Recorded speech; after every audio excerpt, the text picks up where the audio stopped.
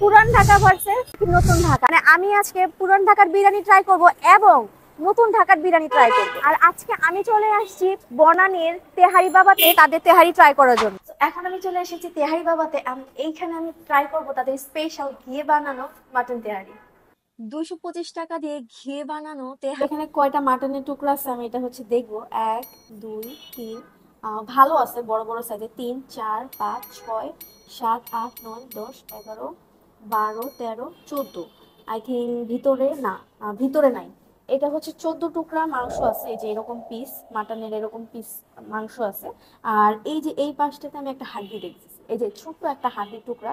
আর এখানে হচ্ছে 5 টুকরা আলু আছে, ছোট ছোট আলু আছে। প্রাইস অনুযায়ী কোয়ান্টিটি পরিমাণটা বেশ ভালো। তো আমি এখন হচ্ছে ট্রাই করার পালা। তো খেয়ে দেখি যে পুরান ঢাকার টেস্টকে হার মানাতে পারবে কিনা।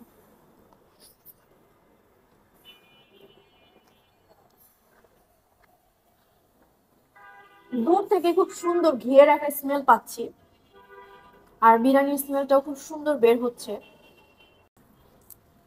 আই থিঙ্ক 225 টাকা দিয়ে আমি যদি এরকম একটা মাটন নেই, পুরো পেট ভরে খেতে পারবো। আর মাংস কিন্তু এখানে বেশ বড় বড় সাইজের দেয়া আছে। তো আমার মনে হয় 225 টাকা দিয়ে এই বিরিয়ানিটা যদি নেই তাহলে অর্থিত হবে। আর মেইনলি আরেকটা ব্যাপার যেটা আমার কাছে ভালো লাগছে, তাদের কিচেন আমি ভিজিট করার পর দেখলাম যে তাদের কোনো ফ্রিজই নাই, মানে খাবারগুলো ফ্রোজেন করার কোনো সিস্টেম। অন্যান্য রেস্টুরেন্টের মতো তারা কিন্তু রান্না করে রেখে দেয় না, দিনে 4 থেকে 5 বার শুধু তারা রান্নাই করে, কারণ তারা যেন একদম ফ্রেশ খাবার সবাইকে সার্ভ করতে পারে।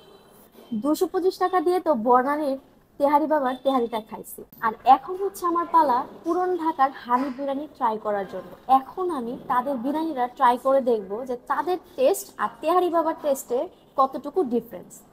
One eternity later. তো এখন আমি চলে আসছি পুরান ঢাকার নাজিরা বাজার, আর এখানে হচ্ছে হানিফ বিরিয়ানি আছে। আর এই হানিফ বিরিয়ানিতে আজকে আমি খাবো। অনেকক্ষণ অপেক্ষার পরে আমি এই যে বিরিয়ানিটা আমার হাতে পাইছি। এটা কিন্তু ফুল প্লেট নিছে আমি, যেটা প্রাইস পড়ছে হচ্ছে 270 টাকা। বাট আমি যখন হচ্ছে বনানীতে তেহারি খাইছি, তেহারি বাবার তেহারি, সেটা প্রাইস ছিল 225 টাকা। বাট হাফ ছিল। আমার মনে হয়েছে যে ওইটার হাফ তুলনায় এইটার মানে সেম। ওইখানে হাফ আমি যতটুকু পাইছি, এখানে ফুল প্লেট নিয়ে আমি সেমটাই পাইছি। এখানে মাংসটা দেখি, একটা দুইটা, এই যে হাড্ডি, তিনটা, দুইটা হাড্ডি। আচ্ছা, এটাও হাড্ডি, হাড্ডি উইথ মাংস, মানে ফ্রেশ মাংস হচ্ছে একটা দুইটা। এই যে এই যে এই তিনটা হচ্ছে মানে মাংস, তাও হচ্ছে চিকনা হাড্ডি ভরা। আর এই যে হাড্ডি, বড় বড় হাড্ডি, এই সবগুলাই হচ্ছে হাড্ডি। মানে 270 টাকা দিয়ে আমি যেখানে 14টা একদম ফ্রেশ মাংস পাইছি, সেখানে হচ্ছে আমি জাস্ট 3টা ফ্রেশ মাংস, তাও হচ্ছে এই যে এরকম। এখন টেস্ট করে দেখি। কোয়ান্টিটি ওয়াইজ তো এটা আমার কাছে ভালো লাগে না।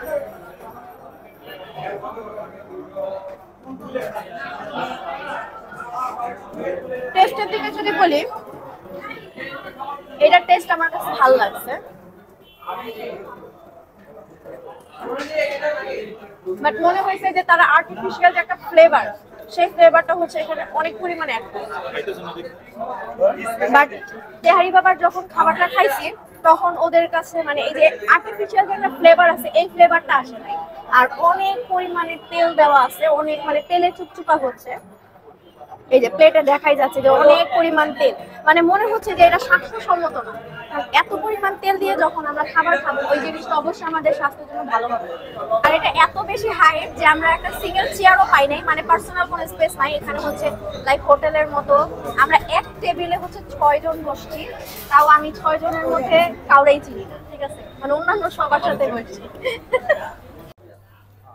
এখানকার খাবার নিয়ে যদি বলতে যাই, খাবার মোটামুটি ভালো ছিল, বাট আমি বলবো স্বাস্থ্যসম্মত না। মানে আপনি যদি বেশি দিন বাঁচতে চান, এই খাওয়া আপনার জন্য না। কারণ আমি দেখলাম এখানে তাদের টেবিলে হচ্ছে ছোট ছোট তেলাপোকা দিয়ে ভরা ছিল, আর তারা হচ্ছে লেবু শসা যে কেটে রাখছে, সেটাও একদম বাথরুমের সামনে ফ্লোরে পড়া ছিল।